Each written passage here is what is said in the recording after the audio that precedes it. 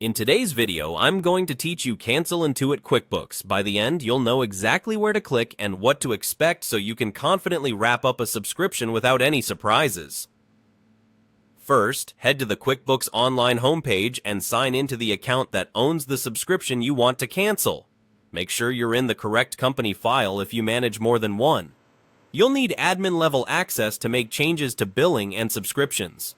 Once you're in, look to the upper right corner and open the Settings menu. This is the gear icon, and it's your hub for account-level options. Click it to reveal a panel of sections. From here, find and select Subscriptions and Billing. This page is where QuickBooks lists the plan or plans tied to your login. If your account manages multiple subscriptions, like separate company files or add-ons, you'll see them listed individually. Locate the subscription you want to cancel. Double-check the company name and the plan details so you don't cancel the wrong one. Click into that subscription to open its details. In this view, you'll see options to manage or change the plan. Choose the option to cancel. QuickBooks may ask a few short questions about why you're canceling. Answer those and continue.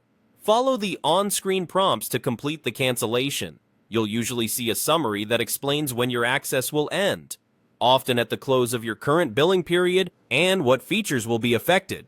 Read this carefully before confirming. When you're ready, confirm the cancellation. You should see a confirmation message in the browser, and you'll typically receive a confirmation email as well. It's a good idea to keep that email for your records.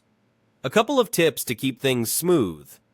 Before canceling, consider downloading any reports or documents you'll want for your records, like profit and loss statements, balance sheets, invoices, and receipts. If your team relies on exports or third-party integrations, let them know the cutoff date so there's no disruption. If you're on a discounted promo or annual plan, check how cancellation affects your billing cycle, as terms can vary by plan and region. And if you're using payroll or tax features, make sure any time-sensitive filings or runs are complete before you proceed. If you change your mind later, you can usually reactivate by signing back in and selecting a plan. That's it.